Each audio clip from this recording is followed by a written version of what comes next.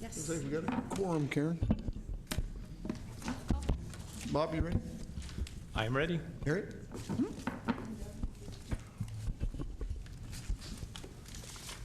Okay, we'll call the meeting to order of the Sacramento Metro Cable Commission at 2:34.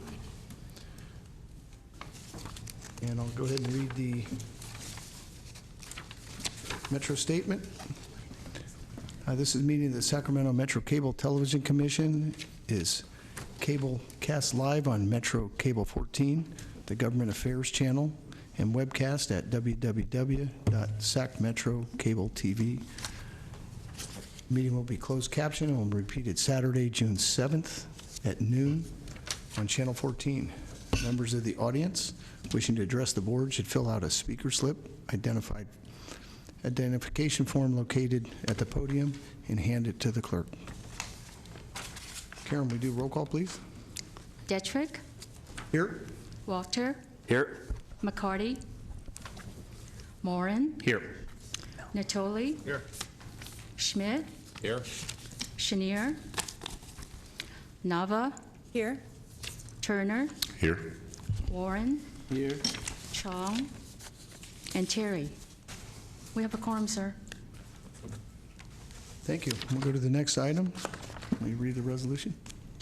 Item number 1 is resolution number 2014-003, adopting the fiscal year 2014-15 proposed general fund budget, and resolution number 2014-004, adopting the fiscal year proposed PEG fee fund budget. Thank you. And I skipped over the Pledge of Allegiance, which is obviously very important. And we'll have Commissioner Turner lead us in the Pledge of Allegiance. Please stand. Begin. I pledge allegiance to the flag of the United States of America and to the republic for which it stands, one nation, under God, indivisible, with liberty and justice for all. Mr. Chair, let me say, don't feel guilty. I did the same thing earlier today at another board meeting. Well, I'd like to blame it on the heat. You know, maybe it's a little heat exhaustion or something. In playback, we'll edit it so it'll look like it just went in order. It's good anytime during the meeting. Doesn't matter what time during the meeting, beginning or end. Okay, so we have, I guess you want goes do to the me. Good afternoon. Bob Davison, Executive Director of your commission. I'm here to present item number 1, which is this year's budget. I'm proud to present the fiscal year 14-15 proposed budget. It's the culmination of a lot of work and a lot of numbers, and a lot of work for both commission staff and our Metro staff, as well as working with all of the member agencies, their IT staffs, their clerk staffs, also working with our channel licensees. In the last few months, there's certainly a lot of requests, a lot of discussions, and today is the culmination of all those efforts. And I'm proud to present that we have presented this budget continuing to carry out the purposes of the commission, including all of our purposes, including working with our PEG partners to provide our PEG channels, as well as Metro 14, our government meetings channel. Also preserving franchise fee revenues to the member agencies. Also utilizing PEG fees to the benefit of the commission PEG channels, member agencies, and the public. With that, we basically have 2 funds that I'm going to present. So first I'm going to talk a little bit about the general fund, and then I'll talk about the PEG fee fund. I'm just going to go over highlights. Certainly your commission will likely have lots of questions, and we can certainly deal with those either during the presentation or after. So first, with the general fund, we are proposing a budget that proposes the budget is $13,179,000, and that's to be funded with $12.5 million of projected franchise fees, and also $660,000 in funds that have carried over, as well as other miscellaneous revenue. And as far as the expenditures from the general fund, I'll go over the highlights. First, as far as the administration and regulation components, first, we are projecting a 2% COLA for commission employees, 6 full-time equivalents. As your commission is well aware, commission staff is tied to county staff, certain positions, and it's very likely that the county staff will be giving the 2% COLA to its staff, and if that occurs, then the commission staff would get such a COLA. So that's been assumed in this budget. I'm also recommending language to continue the 2% pay for performance that your commission has approved for the last several years. However, I'm including language that if the County of Sacramento approves a adjustment outside the COLA to those like positions that we tie to, then this 2% pay for performance would get absorbed into the salary for the 3 or 4 positions that are getting the 2% pay for performance. So the entire effect of this will be is that commissions, if in fact the COLAs go as we expect, all of commission employees will be basically making 2% more next year than they are this year. So, other highlights of the budget. Last year, we started contributing to the OPED CalPERS Trust. Last year we put in $58,000. This year we're proposing to put in $60,519, and that came from some actuary reports. And actually, we have an agenda item later on today that discusses that. Closed captioning, we're assuming at $110,000. It's a little bit lower than last year, just based on the track record and what we feel is a safe number to propose for closed captioning, so that we can caption all the meetings. We're assuming $150,000 for audit services. That's both for audits of the cable companies as well as audits of the commission.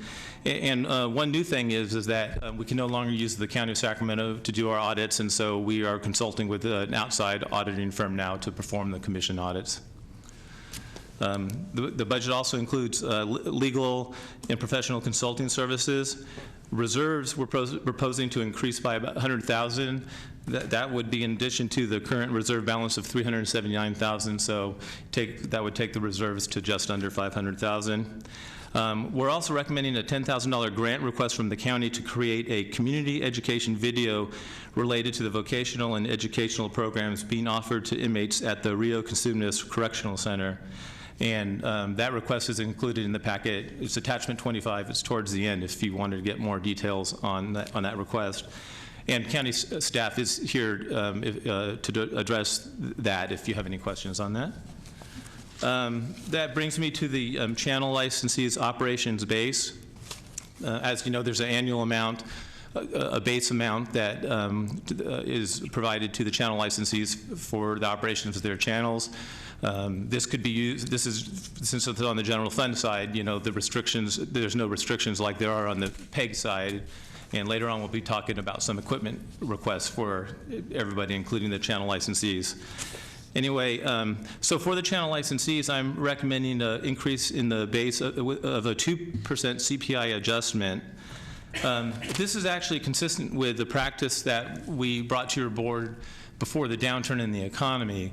I think in the 2008-2009 budget year, the commission approved a 3.4% CPI adjustment. And at that time, I told the commission that this would be an annual process, you know, that we would come in and recommend a CPI adjustment to the base, you know, similar to the COLAs that would be offered to county and other member agency staffs.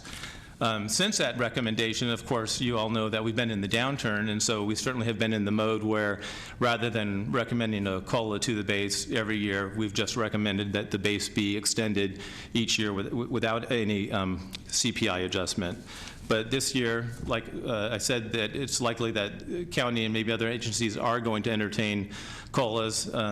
We think it's time that we go back to recommending a measured, prudent increase to the bases to these organizations that provide the services of programming our PEG channels.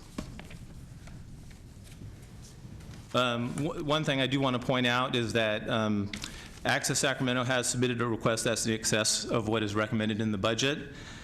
Staff is recommending that these extra requests not be approved. While we understand the difficulty in running Access Sacramento, many public agencies are dealing with the economic downturn. Current year budgets are significantly lower than 2008 for many public organizations. Staff feels that the across-the-board CPI adjustment to the operations for all the channel licensees, and also the PEG base too, is prudent and fair, especially given the economy, which we certainly aren't out of the fully recovered from the downturn yet. So with that, that's the channel licensees. As far as Metro Cable, I want to point out a few things. Metro Cable in the last calendar year produced 367 meetings for 671 hours for 22 entities at 14 locations. So still with a relatively small staff, there's a lot of meetings that are getting on Metro Cable and being shown in the Sacramento area. Metro staff works with the member agency on their control rooms and on their PEG projects. And with the PEG fee now, that's a big part of the job. There's a lot of coordination that goes on, that goes into these requests before your board sees them today. Another thing that's happening is that we are contemplating the move of Metro Cable staff from this building to the DTEC building where the commission currently is housed. The reason for that is that while the area back there has served us well over the years, it's relatively small. With more equipment and such, it's more cramped back there. Also, having staff more back there, there's a lot of disruptions during meetings and such. I know the County of Sacramento has brought that to us, if we can reduce the disruptions. So we are looking at moving Cable Commission staff from here to the DTEC building. And we've built that into this budget, but we're not asking for your approval to do that today. We would be bringing that to your board as a future item. There's still things that are unknown about such a move. There's money both in the operations side and the PEG side that would support such a move. In the operations side, rent is in there. On the PEG side, there's equipment that would be required for making such a move. We're also waiting for word from Comcast, because one thing about that move is that if we can't get a Comcast fiber cable that goes from here to DTEC, which may already be in the ground, but we haven't got that confirmation. If not, we would need that. We have some contingency in the PEG side that could likely pay for that. So, like I said, we are contemplating a move. There would still be production assistants that would be back there during the board meetings and other meetings and Cable Commission meetings, but the bulk of the staff would be moved over to the DTEC building, and many of the facilities that are back there that help run the meeting would be housed at the DTEC building. Now, I know I went a little bit outside the general fund. That was something that I wanted to tell you about that actually affects both the general fund and the PEG fund. So I actually went a little bit on the PEG side as well. But anyway, that's one thing we're contemplating. Obviously, if your commission has questions about that, we can talk about that. But we do anticipate before pulling the trigger on such a move, coming back to your commission with a full item, including a contract with the County of Sacramento for that move and the rental of that space. Let's see. Every election year, the Metro 14 staff produces the election forums, and they just did one for this election. I understand that this year it went very well with no disruptions, so I'm very happy about that. And I again want to bring up something I brought up last time about the work, because David Lowe is here now. He wasn't here last time when I talked about this, but Metro Cable and commission staff has worked with KVIE, and they're basically allowing us to use a lot of the things that they've created on Metro Cable for basically free. And we've already started that partnership, and we have received many KVIE shows, and we're showing them. And David Lowe was awesome in these discussions. And anytime you can enter into an MOU and the dollar is zero, that's a pretty good thing. And it really does enhance the programming that goes on Metro Cable between the government meetings, which are certainly the main mission of Metro 14. Also, commission staff, they continue to do an amazing job with not a lot of staff. We have certainly a full-time office assistant, Laura Fowler, that works with our ASO3, Karen Liu, and they keep things going. Complaints are handled. PEG project and all the administration associated with that gets handled, and they keep the commission running, and today's budget certainly supports that. We do have an unfilled admin position that has been approved in the past. We have budget for it. We have not filled that yet. We've had some temporary employees reporting to Karen, and possibly during the year we could move some of the temporary employee into a full-time position, or otherwise hire that into that full-time position, but that has not happened yet. And that kind of brings us to towards the end of the general fund presentation. However, maybe to some people the most important part is the revenue distributions. Franchise fees are relatively flat. When I say relatively flat, I think since 2006, 2007, we've seen really good growth in franchise fees and PEG fees since 09, but the franchise fees are 5%, PEG fees are 1% of revenues. I think even with some declining subscribership, I think because of fee rates going up and such, we've still seen healthy growth.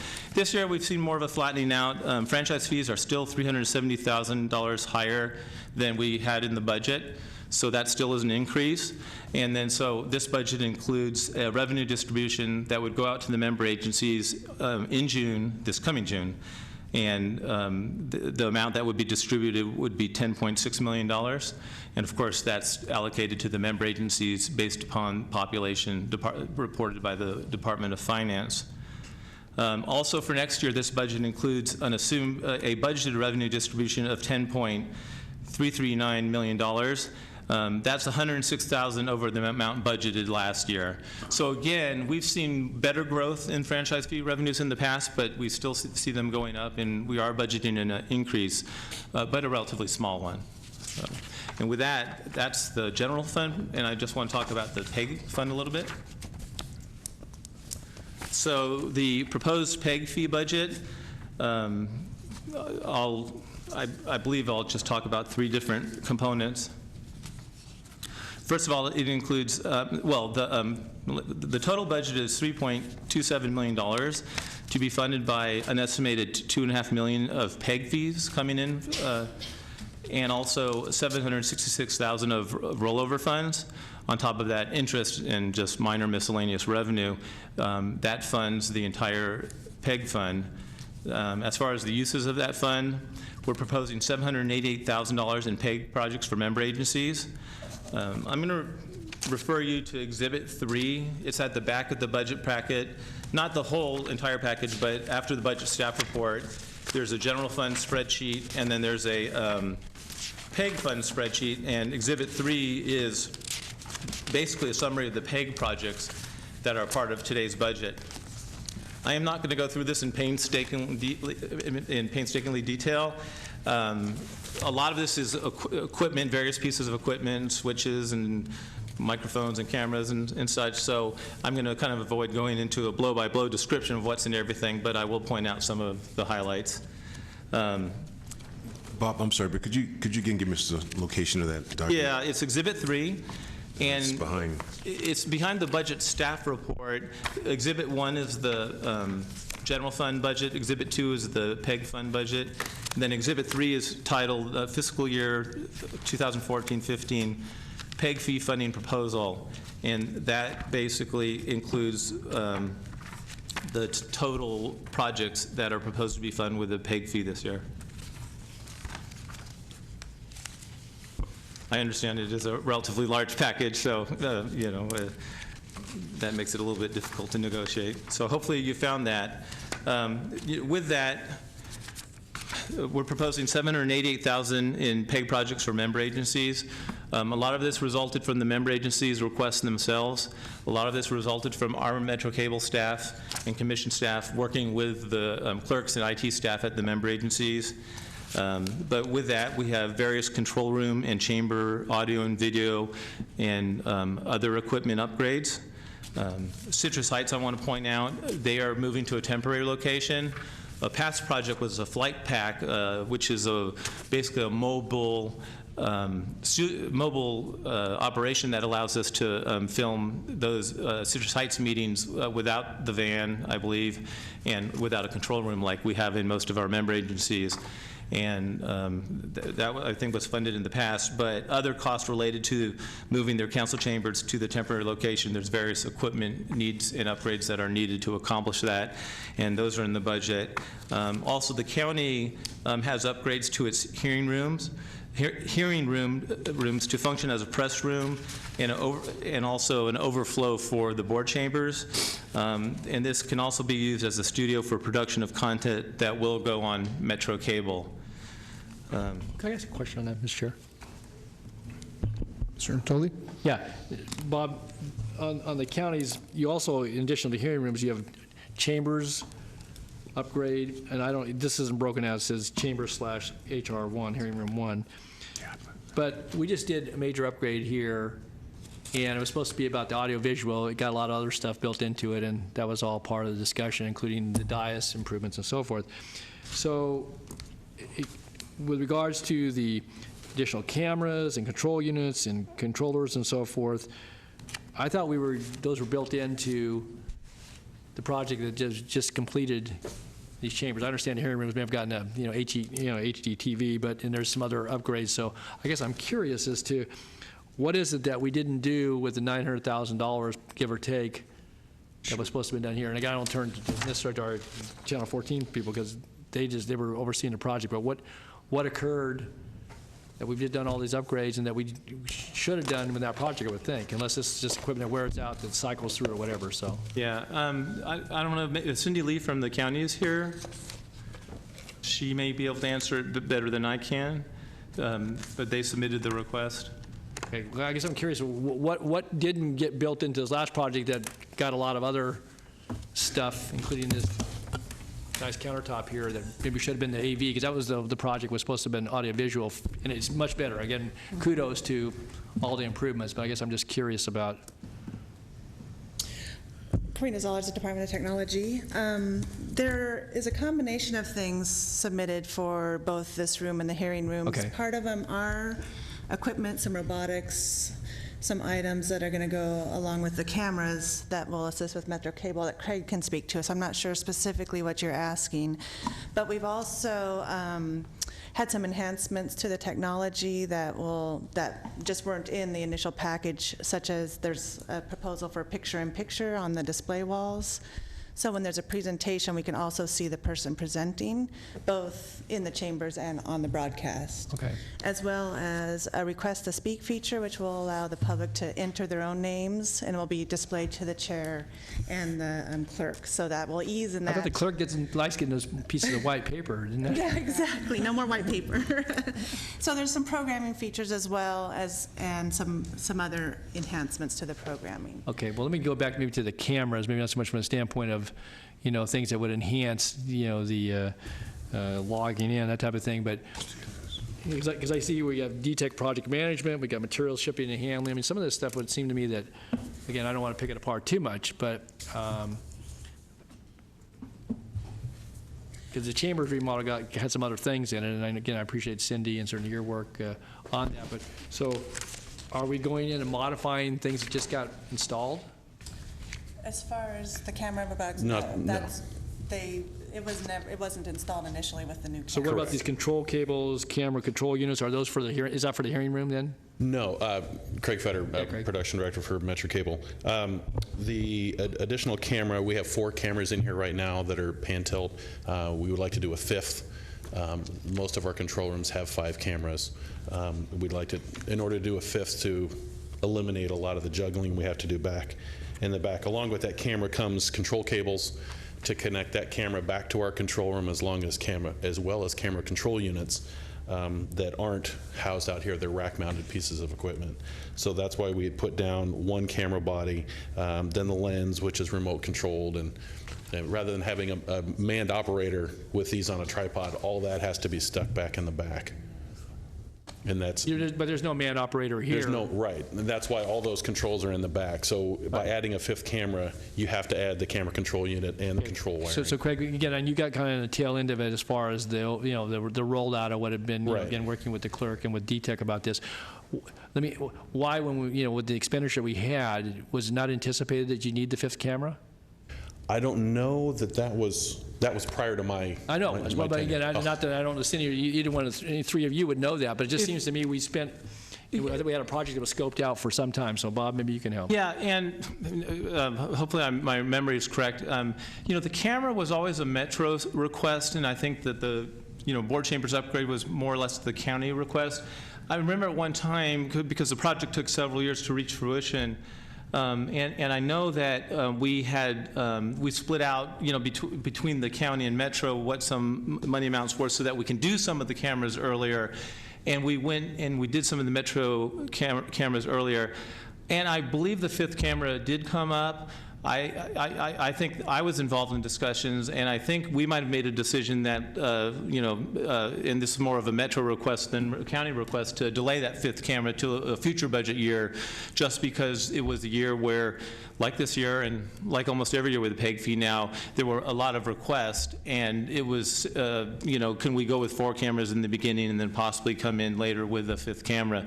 So that one I think is more on Metro side than the county side. I think it was just a matter of delaying that 5th camera.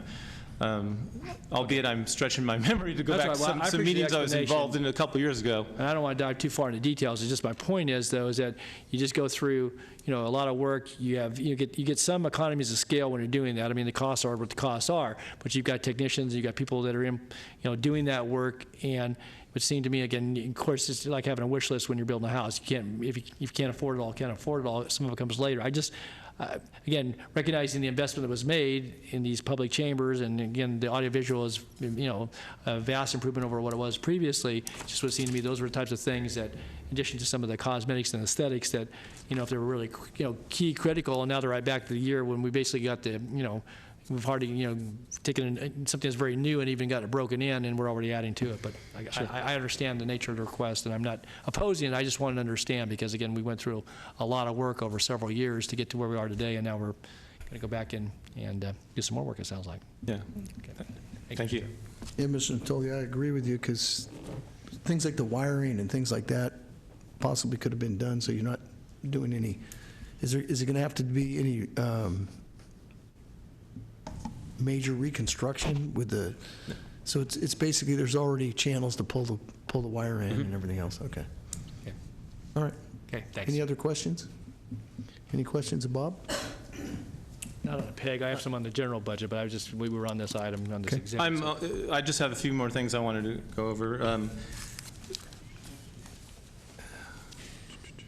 So we talked about the move to the DTEC building, and I have some contingency that would help accommodate that. With that, we have the channel licensees. The total PEG funds for the channel licensees is just over $2 million. This would include various equipment for both Access Sacramento and KVIE. Also, Access Sacramento, we included an amount, about $7,000 for the rent for the Coloma Center. That was a request that came in. Actually, they wanted to increase the PEG base, but I just said, let's just do that as a one-time and see how that goes. They can certainly re-request it next year, and we'll look at that then. One thing Access did submit was they submitted about $350,000 for a truck that could be used for Hometown TV, Game of the Week, and other productions. I mean, it sounds like it could be certainly improve the quality of the programming on Access Sacramento. The only thing is, one, we had a lot of requests, and that was a significant request. The PEG budget didn't balance with everything. So number two, I felt that Access requests this year compared to last year was a lot more. I did talk to Ron Cooper in the past about a truck. I said, delay the truck and maybe we'll consider that in a future year. But I believe I was talking in regards to, that would be the request, not on top of the other request. So I sat down and I met with Gary Martin, and in this year's budget is about $15,000 to do a design for that truck. That design should give them a real good cost of what that truck would cost. This is not just a truck, but it's a truck with a lot of equipment that would allow you to film significant events in much better quality than you're seeing right now. The high school games would probably, I mean, Gary's going to explain this better than me, I'm sure, but you know, it would certainly improve and would be a resource for others outside Access Sacramento. But so I've agreed that we would include that $15,000 in the budget for the design of the truck, and then I'll have talks with Gary over the year, possibly looking at a request for next year or a multiple year request for future years to possibly accommodate that truck. Also, I want to thank Liz Rhodes. She asked for 3 SEVA labs, and I asked, can we do maybe 2 this year, SEVA labs for the schools, and 1 the year after, and she was agreeable to that. KVIE, I've worked with David Lowe on many occasions. He's pulled back, if we've had a problem balancing the budget, he was always agreeable to pull back some. This year I didn't ask him to do that just because he has in past years, and you know, I felt that since after the discussions with Liz and Access and the budget balance that we didn't need to do anything else. So with that, I think that pretty much well summarizes what's in the PEG fee budget for this year. And with that, that's my presentation on the general fund budget and the PEG budget. Again, thanks to your commission for providing the support to allow us to do what we do. Thanks to the channel licensees, the member agencies, their staffs, the commission staff. It takes everybody to put a budget like this together, and I think the budget that we're proposing, given the times we're in, is a very prudent budget that's still doing a lot for carrying out our mission of being a cable commission and providing for these PEG channels. And with that, I can certainly answer any questions, or pull in others to answer questions that you may have. Okay, Chairman Turner had a question.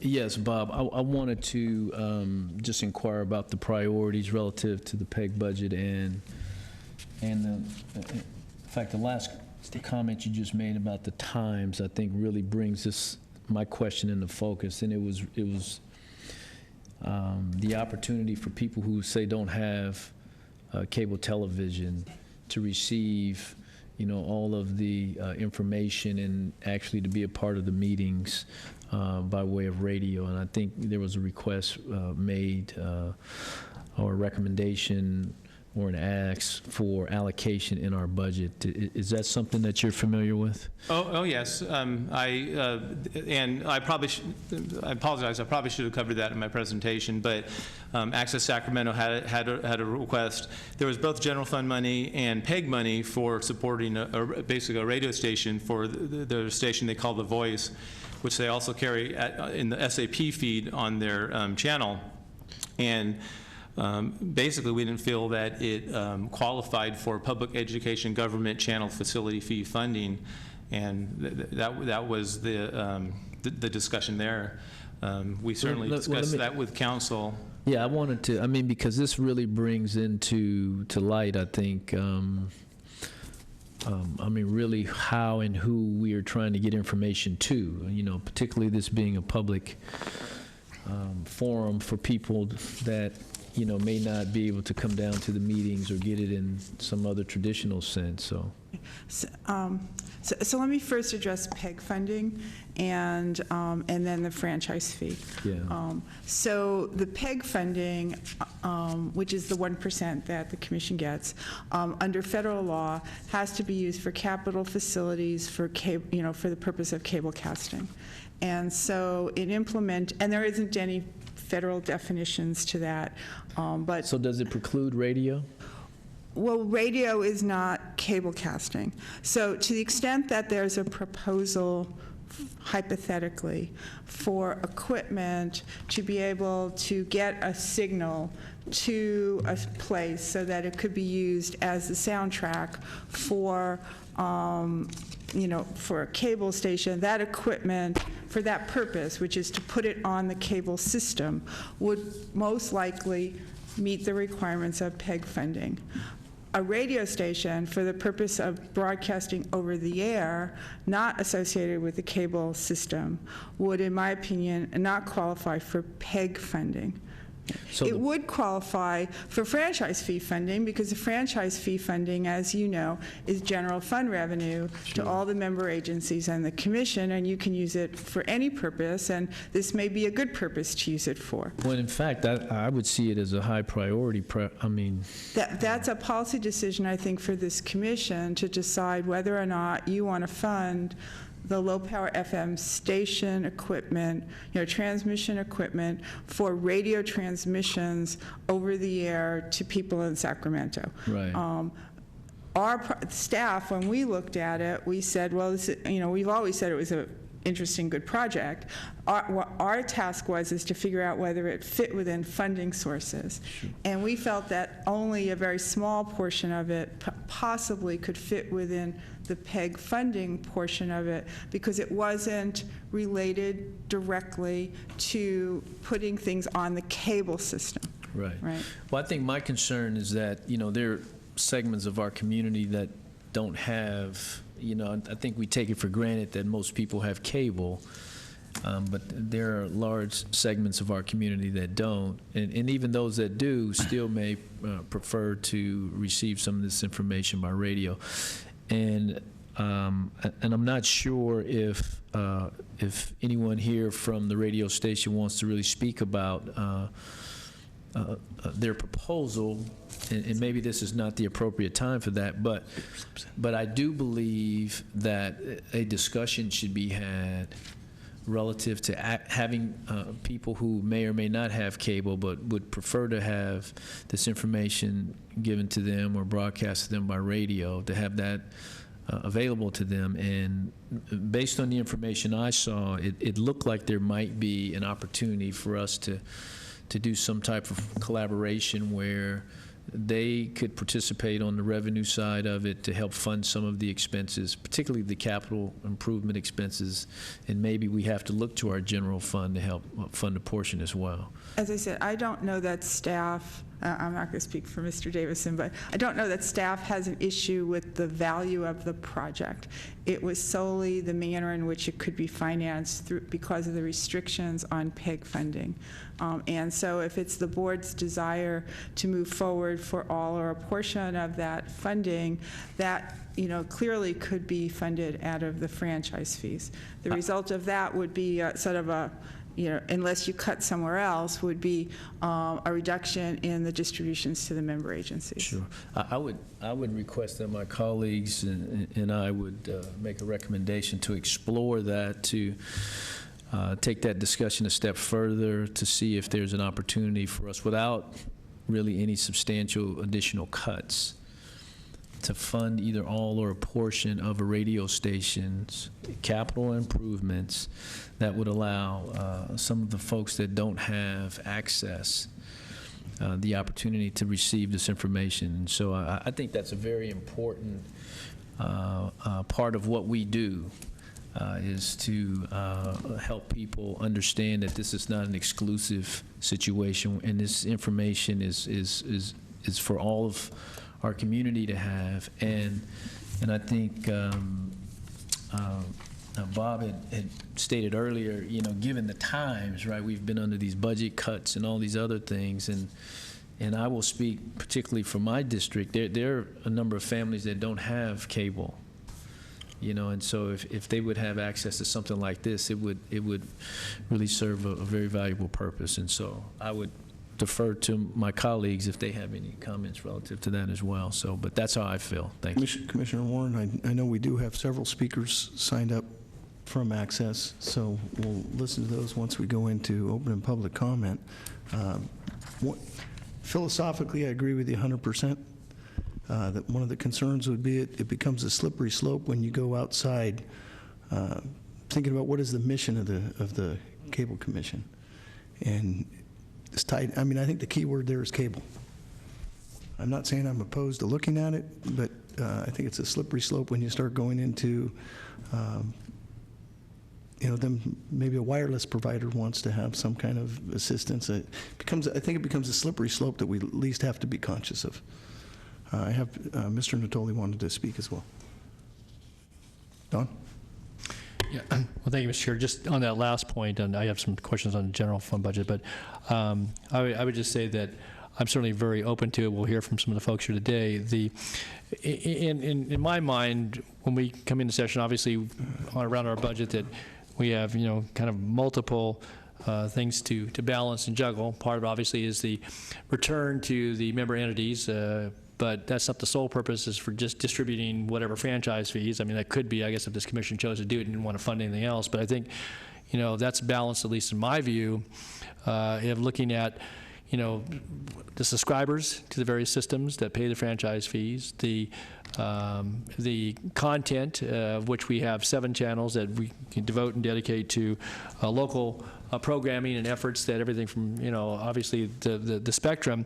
And I think it really does set aside our system in lots of ways from systems elsewhere in this state and throughout the country, and recognizing, obviously, the heavy influence of state and federal laws and implications relative to how we can do certain things and how our monies are derived, obviously the PEG being reflective of that, being more restrictive. But no question that the budget duress that we've had in recent years, and I think they tried to maximize the return to the various entities to help us with some of the basic services that are very important, obviously television and cable casting and broadcasting and content is important to quality of life, but we had some pretty essential elements in all of our communities that needed to be attended to. But just wanted to make that comment because I certainly am open to this conversation about it would obviously mean a reduction in what's being recommended to member entities, which the share would be the County of Sacramento's. But I think it's important that we kind of keep that in the frame of mind. But I wanted to go back to, just if I could, a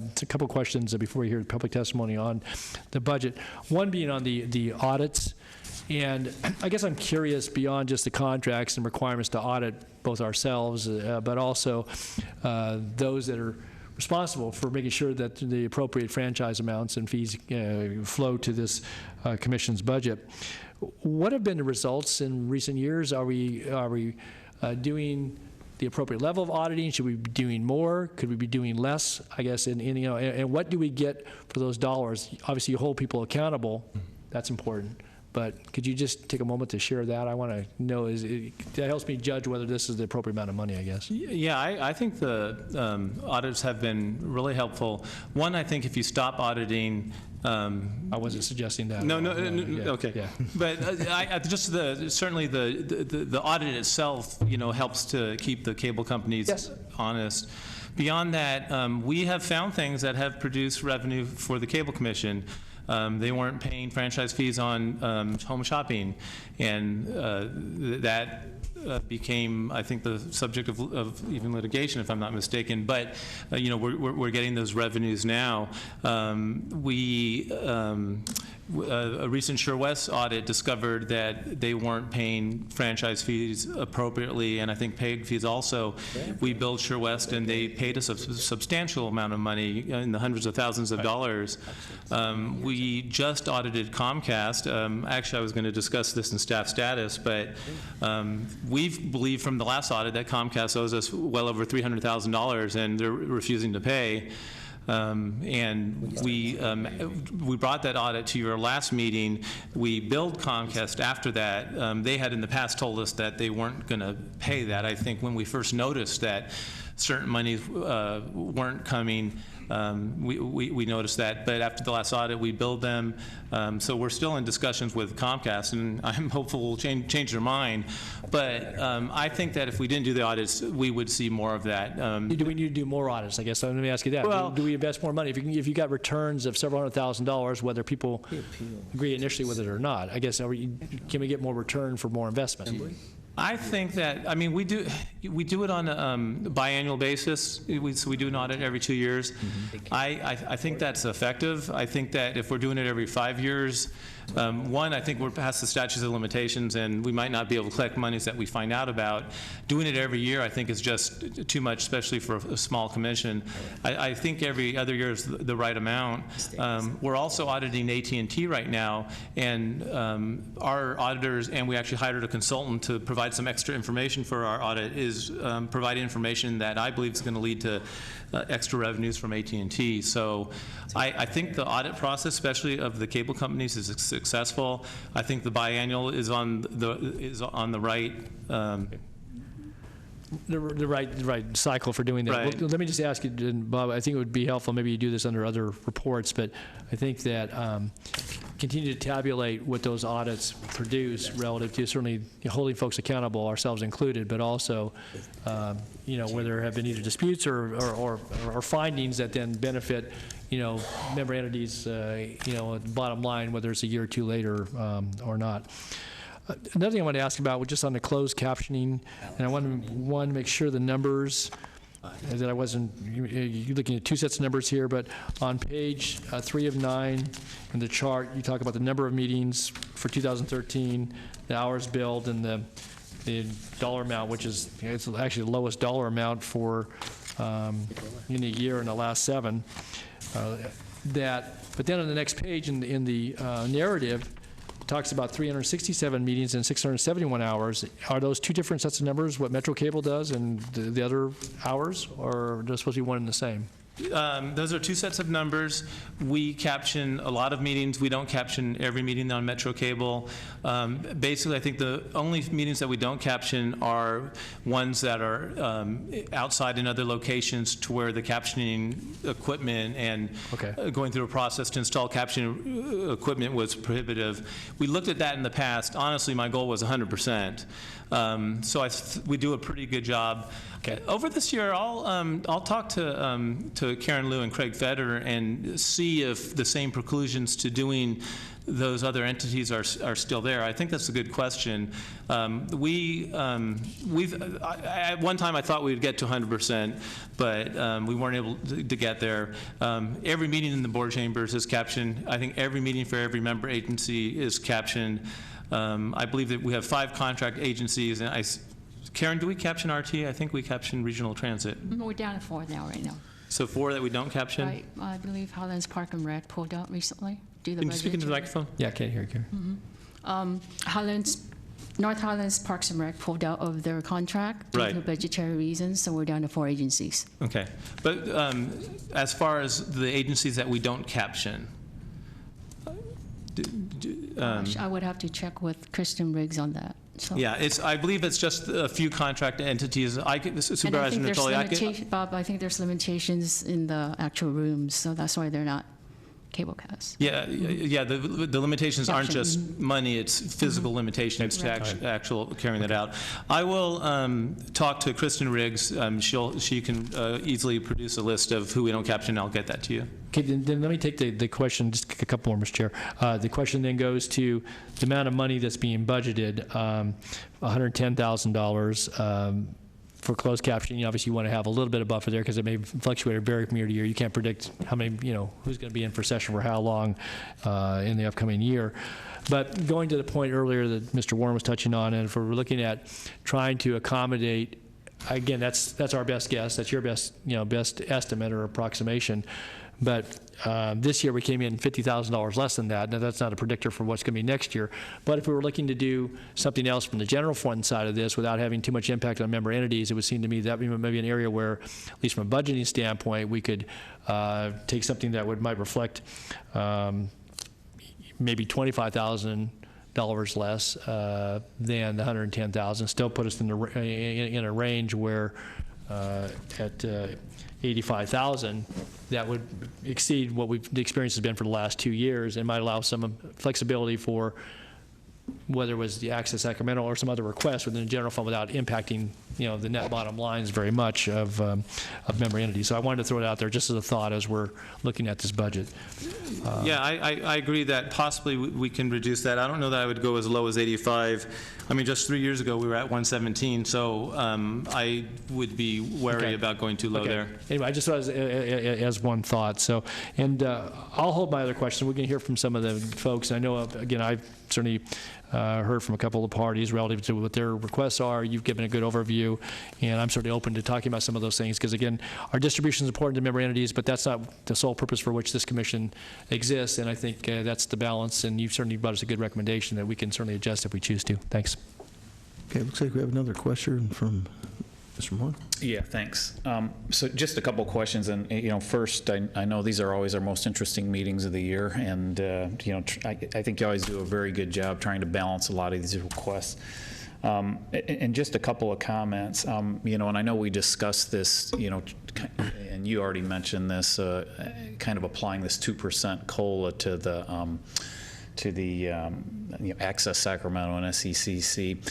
And I know a lot of agencies get themselves in trouble when they tie these things to something like a COLA instead of the revenue source.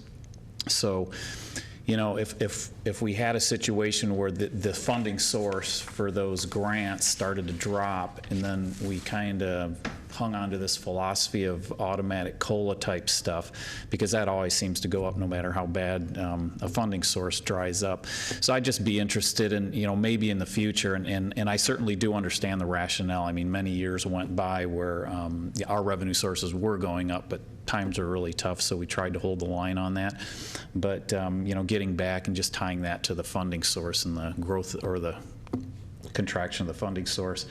And then one other thing related to general fund is this $10,000 support services for Sac County educational video grant, and that's kind of the first time I've seen something like that, kind of a direct line item in the general fund budget related to that, and just kind of want an explanation of how that got in there. I know it's not a lot of money, but why that's not coming out of, say, the Sacramento County budget, their grant itself and whatnot. Yeah, that was a request that came from the County of Sacramento. You're right, we don't get many requests like that. Actually, before the PEG fee, we got many requests. A lot of them were equipment requests. I think we got some requests that weren't equipment. So I've gotten requests. Yes, thank you. Thank you. I wasn't aware that Robert knew I was here, so we had emailed, and so I was pretty confident. He saw the gleam of your badge. Yes. I was pretty confident he was here, and I was going to get to him real soon. But well, thank you. Please. I'm not sure how much knowledge this board has of the sweeping legislation that was passed and signed into law in October of 2011, but it's called realignment. And it changed the way that law enforcement dealt with those incarcerated in the future and going forward. And so with that, Sacramento County, particularly the Sheriff's Department, has been very aggressive at embracing the realignment plan, and has put forth a lot of educational treatment and programs for these offenders in custody and transitioning with a continuum of care approach into the community. And so the idea here is to let the public know, gain an awareness, because California is very much like the rest of the United States. We have 753 per 100,000 locked up in custody. It's almost triple what the rest of the world has. And so if we can change this, we'll make Sacramento a safer place and provide for public safety.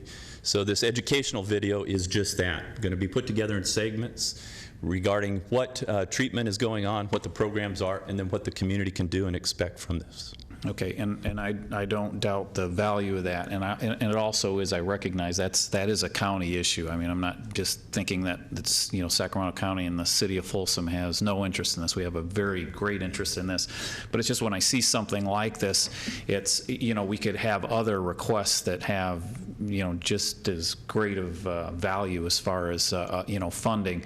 So I'm just kind of wondering if we're not starting a situation here where we get requests outside of just the general funding grants and whatnot. So, again, I've been on this board for a while and I haven't seen anything like that before. So, and again, I'm fully supportive of it. It's not enough of an amount to.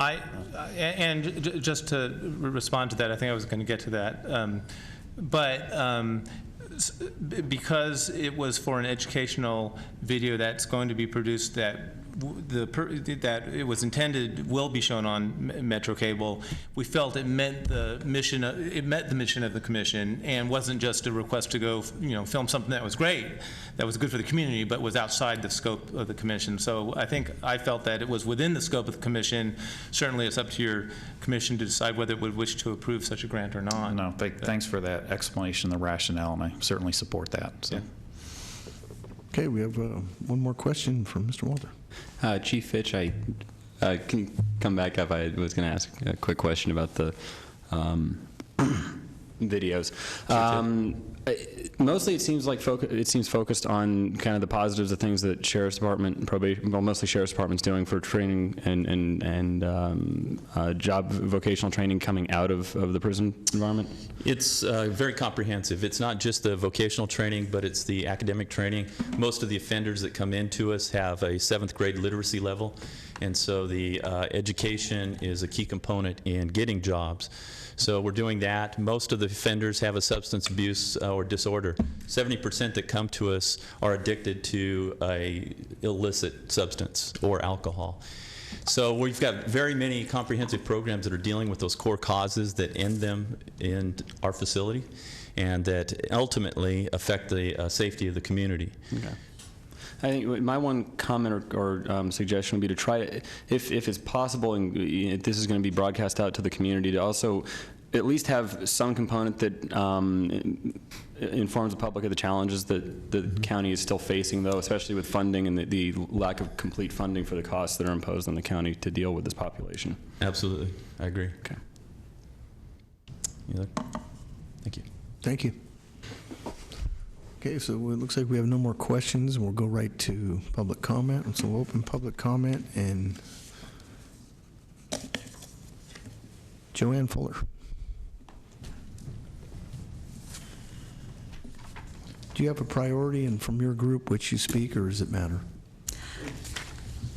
I was going to go first, if that's all right. That'd be great. And our board chair and the treasurer. That's fine. So Gary Martin. Well, good afternoon, and thank you for the opportunity to chat with you. I know it is a relatively unique experience to have someone come to actually ask for an augmentation or an adjustment to the recommendation of the board, and I do have to speak very highly of the board staff, of Bob and Harriet and Karen in their dealings with everything that we have dealt with as we move forward with this. We are very, very grateful to the commission and the staff for the 2% base fee COLA that they are offering, and are grateful that you continue to support the good work that Access Sacramento has done for nearly 30 years for you on the public access side. Since we have met with most of you individually already to talk about our proposal, I do have a short PowerPoint presentation that hits some highlights in order to kind of focus our discussion specifically, and then a couple of people from our board to comment. Of course, Access Sacramento is making a difference one voice at a time. It is our theme, and we bring to you on the next slide 9,500 or more hours every year on our 2 channels. And I guess I get to control this here. So 9,500 hours over 2 channels. That includes live streaming, nearly 1,100 hits every day on our channel to look at the community programming that we have. Our specific request acknowledges that the general fund has a 2% flat rate COLA against our base funding. It also includes 2% on the COLA, and on a one-time basis, although I have to admit I was thinking that it was going to be permanent, a one-time basis, the $6,750 on the increased rent that we pay at the Coloma Community Center. We also have one-time equipment requests that are approved on the PEG franchise, on the PEG side of $258,000. That's down $33,000 from the amount that you have funded for us all 3 of the last 3 years. So our specific request deals with some needs that deal with this 2% COLA as a flat rate. The flat rate increase for us on our franchise fee amounts to a total of $9,600. That would be the increase from last year compared to this year. However, we know that this year we have a minimum wage increase. Most of our Game of the Week and hometown TV staff are being paid just above minimum wage.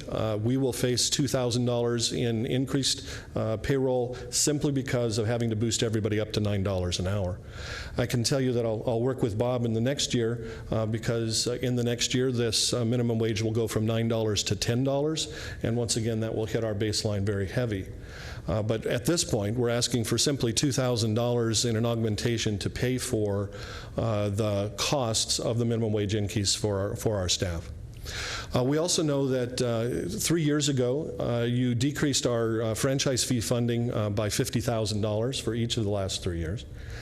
Compared to that time, our money on the payroll side has gone up $17,500 in workers' comp, retirement, and the other payroll taxes. So that's been coming out of our regular unrestricted dollars for the last 3 years. But as we move forward, and now with a COLA in play, we're hoping that you might also agree as a permanent augmentation to pay these increased costs.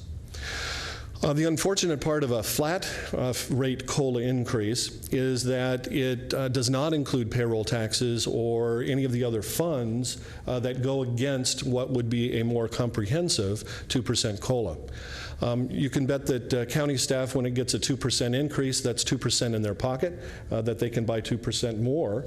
But that obviously carries costs associated with that. So we are asking for $2,700 to also pay for the payroll taxes and other benefits that go with a full-on 2% out-of-your-pocket spending increase in order to make this a fundable 2%. Are you going to go through your whole presentation that you've done with all of us? No, I'm sorry. I didn't turn the I'll clock push for on it. you, but... Okay. The bottom line here is at the bottom. The precedent is, of course, this year that Metro Cable's funding for itself on the payroll side is up 5.23%. That includes 10%, $10,000 in retirement, and $15,000 in increased medical costs. We're hoping that you will make a similar type of offer to us this year. In the history, as was commented just a while ago, the cost of increase in the last 10 years is 21.3%. Bob referenced the 3.4% that came in 3 years ago. Prior to that, 10 years, there was only one other COLA increase. That was 5% in about year 3. So 2 COLA increases only in the last 10 years. Specifically now with regard to the beyond payroll, we know that we are offering or asking to bring up a radio station. That is actually simply a rebroadcast of our cable service that you've funded for the last 28 years. There are $7,800 in recurring costs associated with the cable drop at the transmitter site and a variety of other things. There's also a request in this proposal to bring our radio person who was laid off 10 hours down from 40 to 30 hours 3 years ago, to bring him back. We have FCC compliance issues and things that we'd like to have you help us with. That's 10 hours a week. There is precedent on this. We used to broadcast our service on KYDS, which was out of El Camino High School. You paid for the interconnect fees for that for many, many years until KYDS no longer became a viable opportunity, and so that opportunity stopped. This amount then is $47,050 against the franchise fee. There's one other piece that we're asking for, and that is what we originally labeled simply as monitoring equipment. As Bob commented on, we are operating on our cable channel when we have our community bulletin board up. Behind those community messages is the voice, the radio broadcast that we already do. We also broadcast on the second audio program, the SAP on your remote for channel 17 and 18, and we also broadcast via the internet.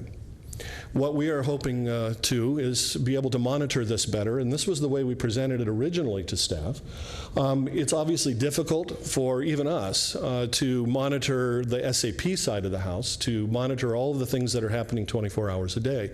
So our proposal was, if you wouldn't mind, to put up a one-time amount of $43,000, which is what it'll take for us to actually be able to put up the transmitter and the antenna and those pieces that are associated with not only our ability to put the signal out to the community, but also for us to monitor it, but also for about 350,000 citizens in the metro area to also be able to listen to this signal and monitor it as well.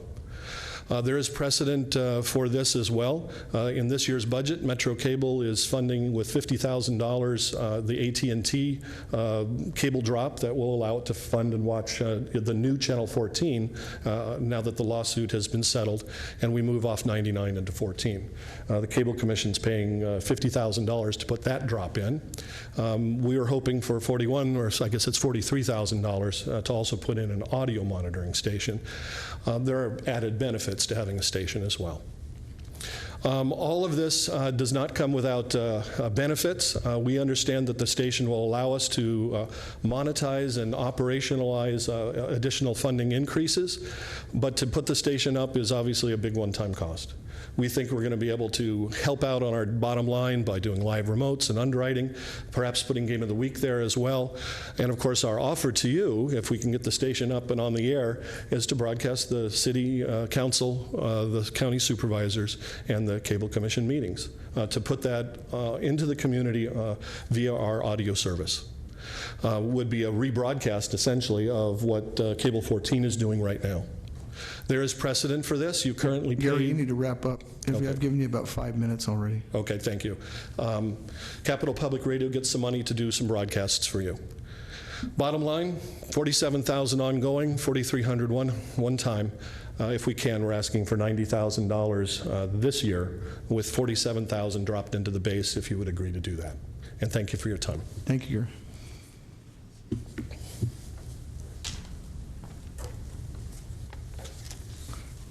Joanne.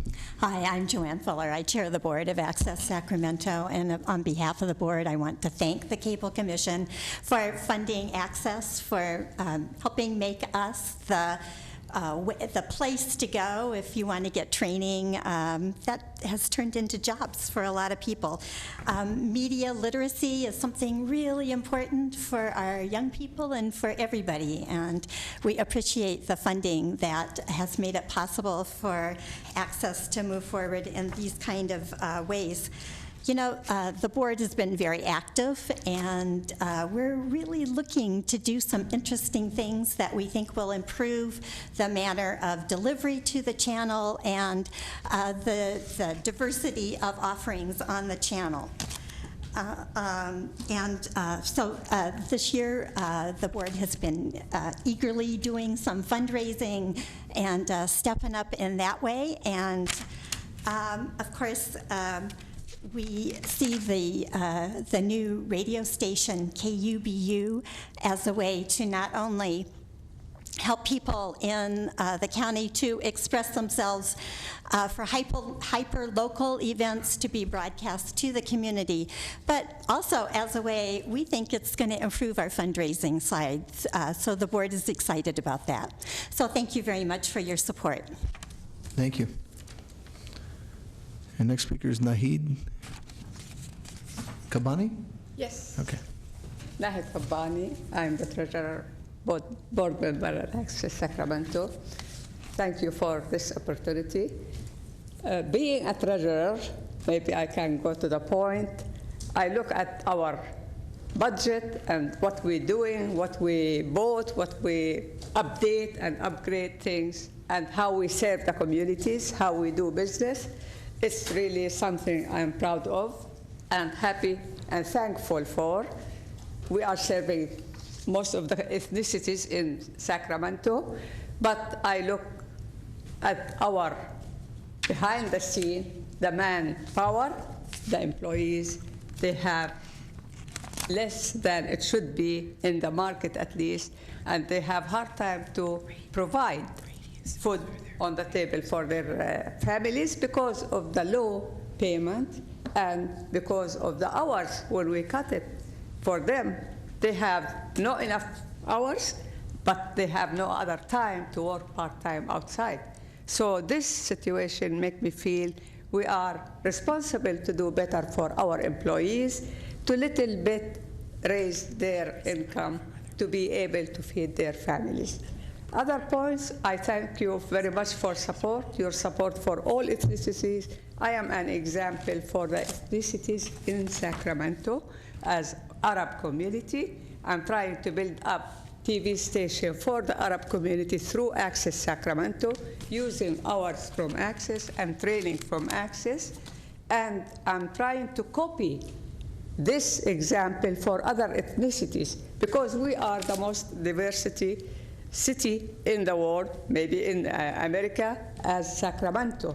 But we have to know about the other ethnicities to be able to live happily and safe.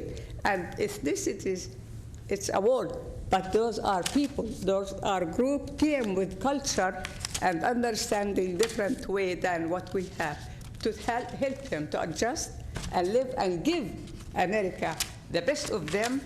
Everybody has something value to give.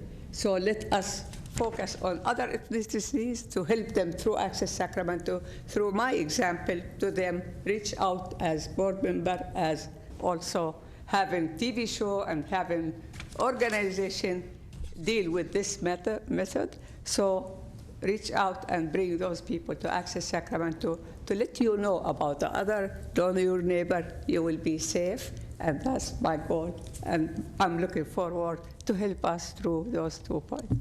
Thank you. Okay, our last speaker on this item is Liz Rhodes, unless somebody else wants to put in a slip as well.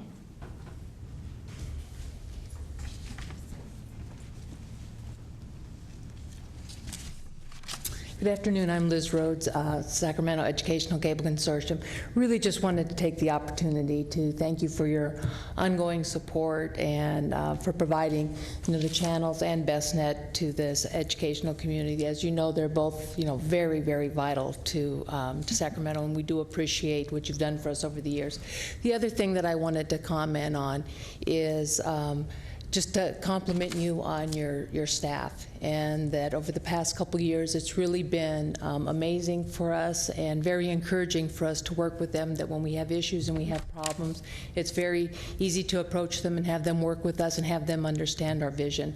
And so I want to publicly thank your entire staff and to compliment you on, on a great group of people. So if you have any questions about our request or our budget, I'm happy to answer that. Otherwise, just a vote of appreciation on our part. Any questions for Liz? I think you're off the hook. Thank you. Okay, we'll close public comment and we'll go into deliberation. Is there anyone you want to jump out first? Mr. Natoli. Yeah, I would guess going kind of back to the earlier discussion, and certainly in light of the testimony we heard, and again, we had some prior, I think, insight into what Mr. Martin had outlined, but maybe to couple with a suggestion, and I would sort of turn to Bob if we're going to see some adjustment in at least the projected cost for the interpretive services for the Cable Colorado, or excuse me, closed captioning services. That I would suggest that, again, in light of the requests that have been presented here, and I know that there's been scrutiny given to a whole lot of different requests and what's being recommended, I would support the recommendation, but with, I guess I would offer that make an adjustment for a one-time expenditure for access cable for the $43,000 for the installation of the equipment and tower and so forth, but also then, in addition to that, they have some I guess they determine as a one-year operation, cable and chambers connectivity to the tower. But I would, and then they talked about some of their costs, but I would offer that we augment their budget by an amount of $55,000, which would be 43 plus the 7,800. And then they made some points about unfunded requests, but would give them some ability to make some adjustments. It's obviously not going to get them to what they see as being ongoing fixed costs, and that'll be some budget adjustments. But so that $55,000 would be include a $43,000 one-time expenditure, and then they can take the balance of that and apply it to either unfunded requests in their relates to some of their increased costs of providing benefits and packages, as well as the first-year operation of that and the connectivity for the radio station. And we have to adjust our budget accordingly, maybe have some reduction in the closed captioning, and then the balance would come off of the allocation amounts for all the member entities, which would be a fairly insignificant amount, I believe. Just to clarify, was it 43,000 one time plus 7,800? Because that didn't add up to 55. Yeah, no, and I took it to 55,000, so the 7,800 would be a part of that, and then they've got some other costs that are obviously associated with this, and I wouldn't specify that. They can determine that for themselves, so. Unless you need to have that spelled out, Bob. No, that was fine. I just needed the clarification because I didn't hear that part. So no, I know. I was kind of 43 and 7. The sheet that yeah, it didn't add up. Okay. So I offered it as one approach. I didn't make it in form of motion yet because I want to hear what other folks have to say. Was that a motion, Don? Well, why don't we go through the deliberation at this point, Mr. McCarty? Okay. Well, if you want to make that motion, Don, at the appropriate time, I'm supportive. Thank you, Councilmember Warren, for laying it out. You know, I'm very partial to Access Sacramento, not just because they're 20 parcels down from my house, but Is that a conflict? No, I don't think so. Well, here's the deal. I see the van and their folks going out there all the time. Sure. And they're going to places that the B doesn't cover. Absolutely. They're doing good work. The conventional media doesn't cover, and, you know, it's so, you know, I think we're going to see these events, whether they're the football games on Friday nights or just these ethnic and cultural events that mean so much to the community, and they, you know, really have a big coverage. And a lot of these areas in our neighborhoods, you know, don't have the access to, you know, primetime packages and so forth to watch it. So I'm a big supporter of the programming that they provide, and while it's a little bit unorthodox and outside of it, I think it fits the mission what we're all about, which is, you know, telecommunications and media is bigger than it was cable TV 20 years ago. I mean, a lot of people watch hearings and they're not watching cable per se, they're watching on the internet or other means. And so I'm in support of this, and I trust that you'll find the appropriate place in the budget to make it work. I'll make a suggestion, but I'll wait for the end of the deliberations just to make sure I know what the amount is. Okay, we've got, you done, Kevin? Yep, thank you. Okay. Now we've got Ted Walter. Can I ask a question? Yes. Is it, the 43, is that coming out of PEG or general fund? This would, everything that's being asked would have to come from the general fund because we don't think any part of this request is legal to be funded from the PEG fund. Mr. Walter.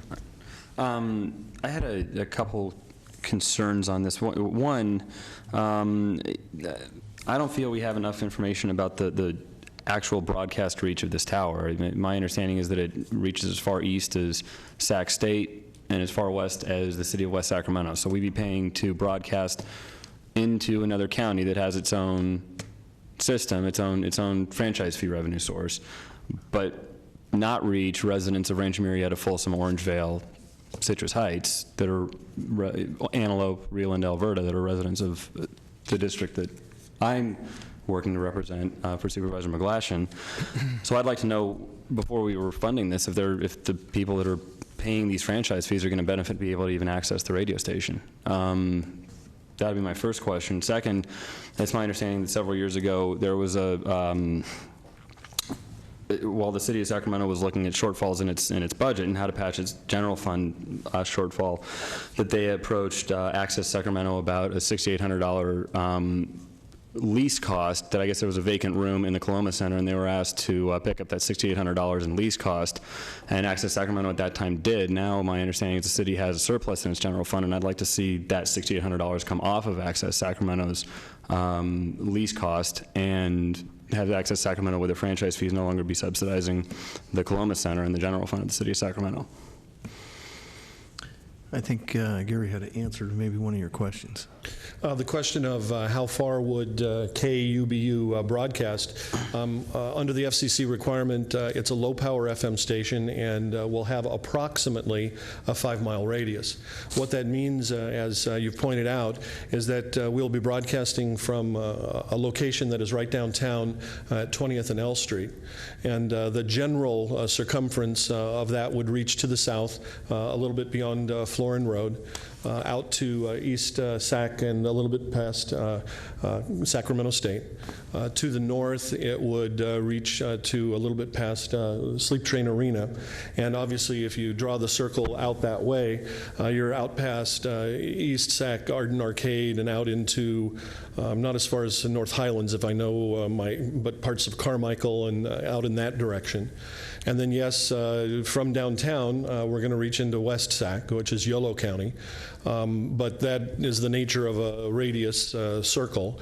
We felt in finding that location, it was a perfect location, honestly, because it provides the largest metro area, which is where people from your service area are going to come in to be there as part of the day and then traveling home when a lot of times these meetings are starting. There would be no opportunity really without going through the FCC to change the location at this point without additional funding to do the new engineering studies that would be necessary to change that location. But that's the general circumference, and it hit the largest part of our franchise service area that we could find at any one time. That was our intention. So Gary, it sounds like the overwhelming majority is inside Sac City.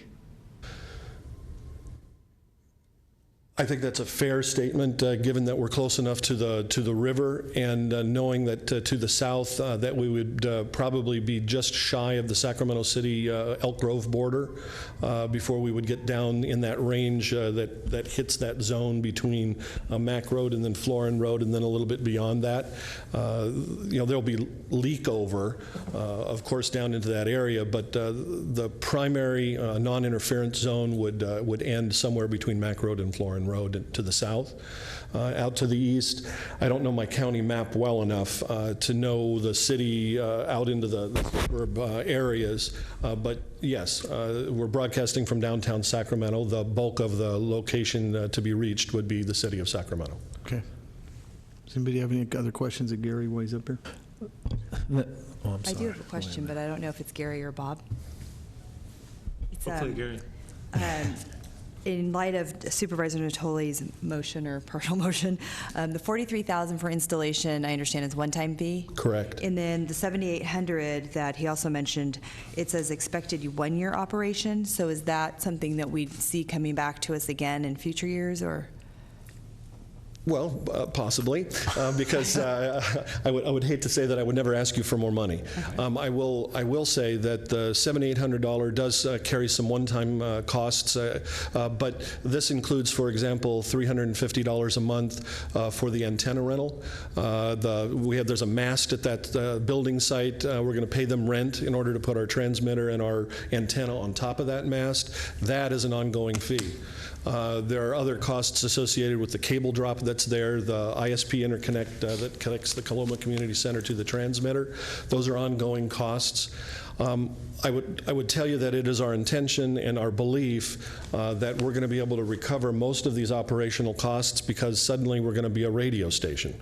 And in addition to trying to have our SAP service, which is tough with your remote and finding it and making all those things happen, we know that there's going to be people out there, there are going to be people in the community who are excited about having their own voice on the radio, and ultimately to be able to hear the amazing amount of cultural diversity that we put onto that service. That's a commodity. We think it has value, and we think we'll be able to find underwriting support. Honestly, we can't, for example, we cannot afford to broadcast CIF playoff games because CIF now wants $1,500 per game in licensing fees. We simply don't have the money for it. We might be able to do it on KUBU and be able to provide that service of some of the sports broadcasting that we're unable to do on television right now because of the increased costs. We see it as an opportunity. Hopefully I won't come back. I can't promise that I won't. Okay, thank you. Thanks, Gary. I skipped over Andy. Yeah, I mean, these are certainly some interesting ideas, but I'm real uncomfortable with this budgeting on the fly stuff on an item like this. I'd prefer that if there's some interest in this, which it appears there is that Bob can get together with Access Sacramento, because I need to see the line items on this to see, exactly what all is involved. But it is a little troubling to me to find out that, a lot of this cost associated with a service isn't going to reach anything close to the district I represent, the city I represent. And, it might be a surprise to some people, but there are many people in Folsom that can't afford or choose not to subscribe to cable, and it might be something that they're interested in. So I am not going to support this at this time, but I'm certainly amenable to, and I know we've done early, late year budget adjustments, and I'm certainly willing to entertain something like that later on. But at this point, I just prefer to see this get refined a little bit. I don't like budgeting based on a presenter's spreadsheet numbers without some real investigation as to what we're budgeting for. So. Mr. Chair. Okay. But Commissioner Turner's been waiting. And I would agree with what you're saying, Andy, as well, because of the reach. I do like the idea that you're moving forward with a project that does make a lot of sense for people who don't have access for whatever reason, and being able to communicate via radio, I think, is a very, very good idea. The fact that it's low powered, it is what it is, but I would like to see it reach a little further. I would like to see some sort of some numbers that kind of bear out what the costs are associated with this. And thirdly, I'd like to make sure that there's some sort of an evaluation built into this to know if it really is making a difference, if there really are people who are using this service, the new service, in terms of what you're proposing here through KUBU. That would be important to know, because I would hope one day you'd think about expanding this to include the larger areas. But this is a regional effort on our part. We're trying to be team players here, but you are ignoring a very large segment of a lot of our constituencies. So. I appreciate that comment, and I can tell you, obviously, we never know on cable or on the audio broadcast how many people are hearing us. I think the number that Comcast has given us, that if we wanted to get the ratings, how many cable boxes are actually tuned to one of our shows, that they would be happy to do that for us at the price of $3,000 per show per night. So, but how are you going to know whether or not it's working? How are you going to know whether you're reaching people if they're actually? Well, we're actually crossing our fingers. We believe that once KUBU, the only station where you can be you on the radio, is on the air, that we will be a part of the rating services that are now for over-the-air broadcasters, which we've never been able to have access to before. We'd have to subscribe to Nielsen Arbitron ratings, but we hope to get those numbers. It may take us more than a year to know that that's happening, but it's a part of our plan, certainly, to know what we can know. Thank you, Gary. I have a question for Steve. Oh, Gary, that's right. Got a question. Gary? Yes. In light of some of the comments here, again, it may not make the difference relative to the budget consideration for some of my colleagues, but is there not the ability, if there's a real desire to have this for a broader, can you not, again, I don't know the technology, can you not have a repeater? Can you not pick this up and actually take that signal and even at low frequency and take it to other areas in the county? If that's a desire, I don't know what the cost is associated with that. I assume it's a tower and some equipment that does that. It's way out of my league, but if that's a possibility, I would be supportive of that too. I mean, that's fine. I mean, if that's a desire to have this reach a broader area, then maybe you can tell us what the cost is to do that, or roughly, and how you do that. It is probably too soon to know that answer, but let me give you an option, which is the only way I can really go at this point. Low power FM and hyper local broadcasting by the FCC became a mandate about 18 months ago, and they put rules in place to make that happen. In this community, there are 7 new low power FM stations that are attempting to move forward. A variety of different agencies, churches, for example, that have received those licenses with the intention to do some type of local low power FM. The interesting part of it for us is that we already have an FM capable production station. Some of those locations may be looking for content. So we may be able to rebroadcast what we do onto their stations in order for them to meet the minimum requirements of local programming. I know that there are several stations that are proposed. There are multiple applicants for many of those frequencies, and the FCC has not yet resolved those issues. So I will tell you that until those are resolved, we don't know where the new transmitters will be. I know that there are several proposed in the North Natomas area and out into the burbs, but there are also some to the south. There's one in Galt, there is one in Davis, there's a variety on the outskirts of where we are. And until those licenses are granted and the negotiations for us to share some of our programming, it's impossible for me to make any real known knowledge. But those partnerships move forward because we want obviously as much outreach for our broadcasters as we possibly can. And you're putting this on the air ultimately makes that possible. Okay, thanks. Thanks, Gary. Mr. Chair, may I say a couple of words? Absolutely. Well, I just wanted to say that I think in the spirit of what we're trying to accomplish here is really to appeal to a segment of our community that it may not have gotten the attention that it has in previous budget discussions. And I think one of the things that I just want to be clear, because we seem to be regionalizing this effort. If it's not supporting my community, then I don't want to support it, that kind of thing. Well, my understanding is that, this is a regional effort. Although that the station will be located here in Sacramento, a lot of thousands, hundreds of thousands of people come in and out of Sacramento, have radios, and so whether they live in Citrus Heights or Rancho Cordova or El Grove or El Dorado Hills, they will still have access to the station by way of their radio as long as they're within the circumference of the signal. And I think as Supervisor Natoli had mentioned that there's also an additional interest in trying to provide a more, I guess, permanent source for getting this information by radio to some of the other communities. And so I just wanted to be clear, this is not intended to be just a Sacramento type situation. This is really about getting information to people who, even though Sacramento is the biggest city in the region and probably would be impacted the most, this is really intended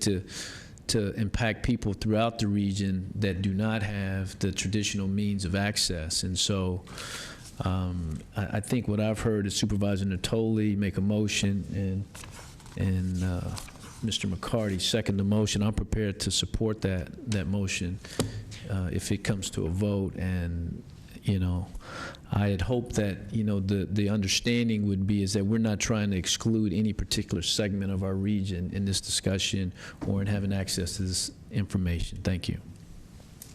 Yeah, if I could maybe make a suggestion. We've got motion by Natoli and seconded by McCarty. I'd make a substitute motion to do the full 90,000.